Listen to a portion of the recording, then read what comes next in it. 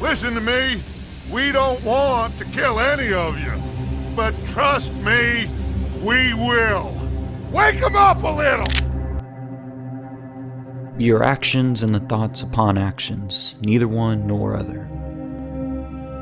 We are free neither from action nor from thought. Our humanity can only be understood if we embrace both the animal and the God within us. This American churning of desire, the place where we see man for what he truly is and recoil in horror. He is the destroyer of all, of nature, of his brothers,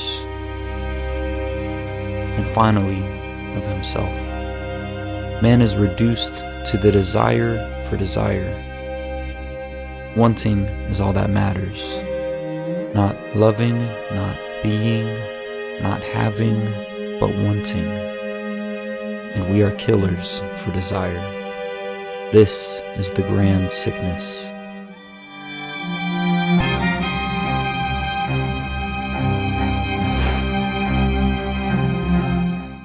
This is the America we find ourselves in Red Dead Redemption 2. In 1899, we control Arthur Morgan, the right-hand man of the Van der Linde gang. The gang is on the run after a botched robbery in the nouveau town of Blackwater and is hiding in the snowy mountains, waiting for a slow death. Many have died on the way here, but Dutch Van der Linde, the namesake of the gang, assures us that he has a plan. Stay strong. Stay with me. Dutch always has a plan. There's always some new heist, some new place to escape to, some speech to be made to quiet everyone's fears. But don't dare criticize him. Dutch hates those who speak out against him. With a rumor going around that Dutch killed an innocent girl in a robbery back in Blackwater, no one knows why he did it. The robbery, of course, went horribly. The gang is holed up in the snowy mountains, and people are dead. The gang is so brainwashed on the brand of paradise Dutch preaches that they choose to have this blind faith in Dutch. But the time of outlaws is coming to an end, and blind faith perpetually blinds. What could go wrong? So too are they blinded to the cracks within the gang. Take racism, for example. How come Arthur gets a room and I get a bunk bed next to Bill Williamson and a bunch of darkies? The gang prides itself on its inclusiveness. Progressive for 1899, right? 'Cause I thought you liked action. A couple of days on the lam, and you lot have all turned yellow.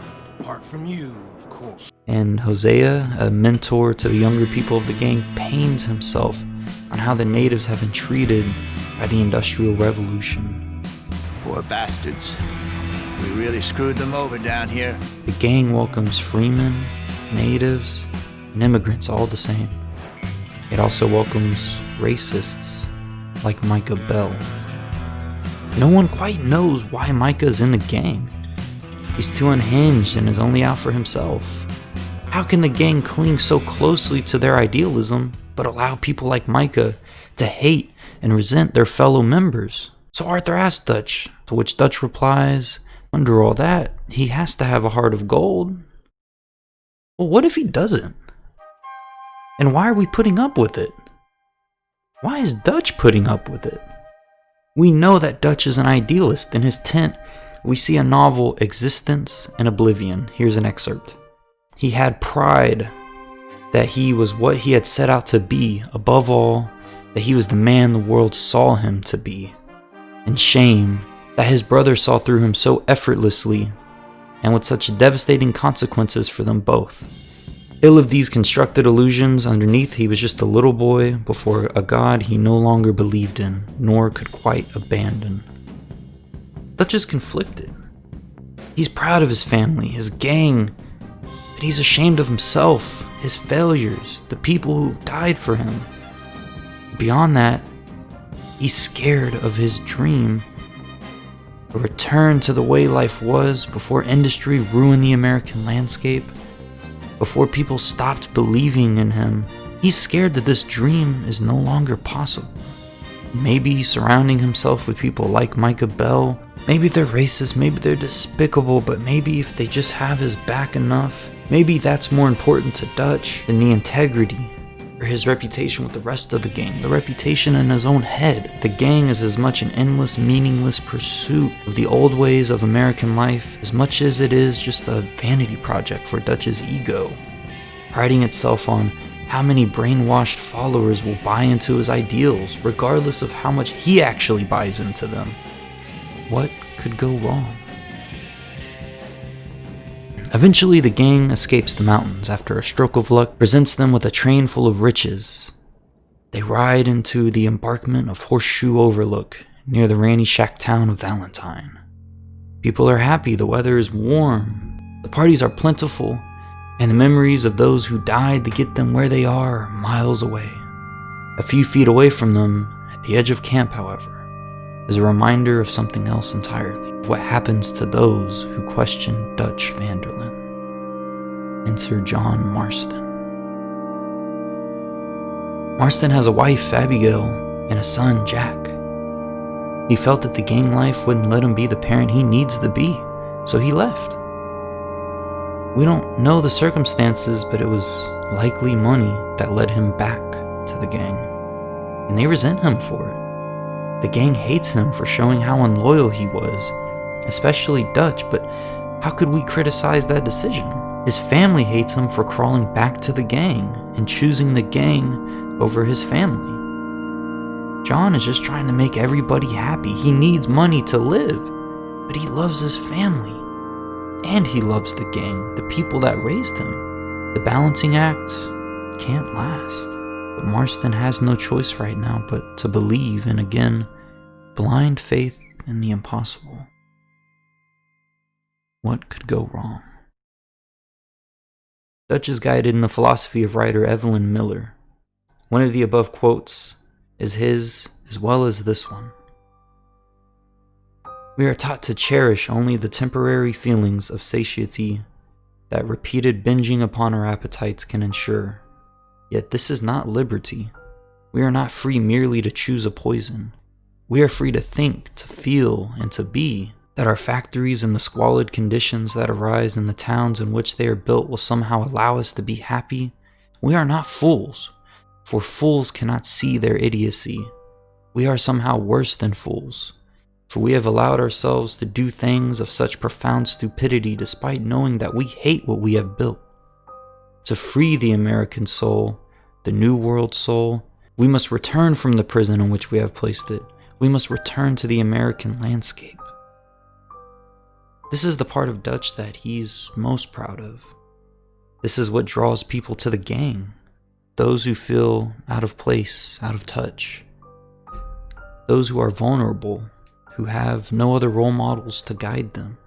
Dutch offers them safety, freedom, and belonging to anyone who will join his little gang.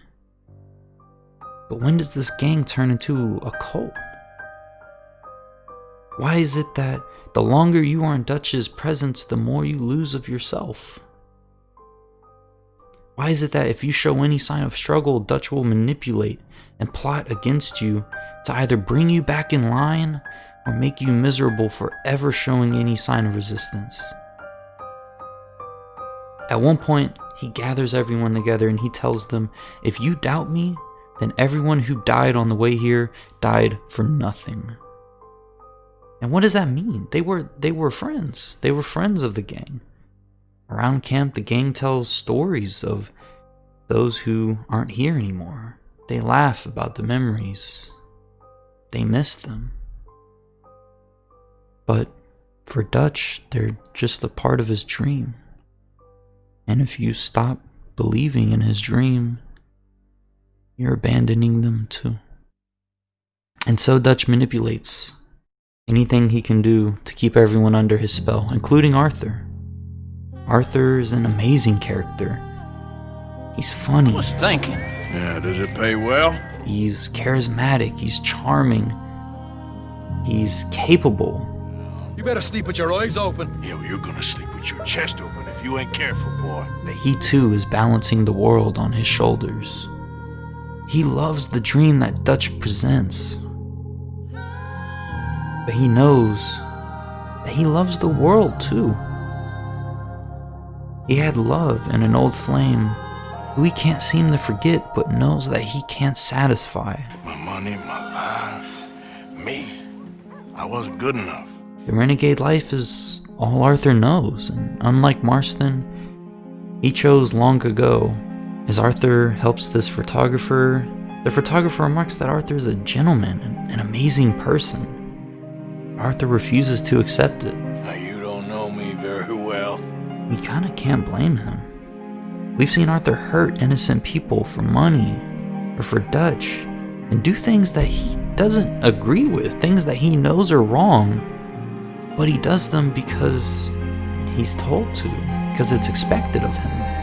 Maybe when your mother's finished mourning your father, I'll keep her in black on your behalf. Sell your place. We already owe more than it's worth. Then sell your wife or your family or something. We ain't your idea of charity. Thomas! What are you looking at? Thomas! I said what you looking at, woman. My husband isn't well. Yet, is it really him? Is that really who he is? And so the photographer responds, Well, to me, you're a gentleman. like Dutch's dream, like John's family, Arthur doesn't have a lot of time. This balancing act can't last forever, and eventually he's gonna have to choose. Is he Arthur Morgan? This necklace I made Necklace? for Mama. Sure.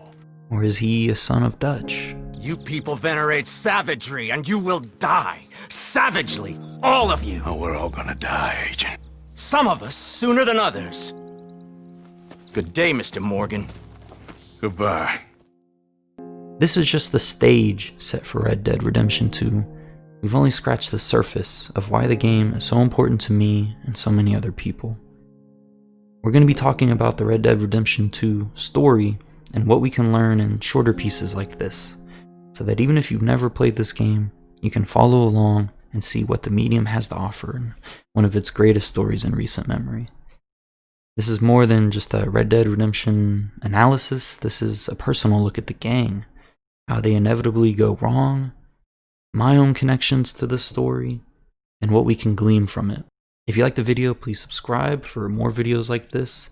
I've got one on Deus Ex and a personal favorite about Yakuza on this channel as well. So if you liked it, leave a like and maybe comment on something you think I missed or maybe your own connections to the story. This is a journey we can experience together. So until next time. We ain't done yet.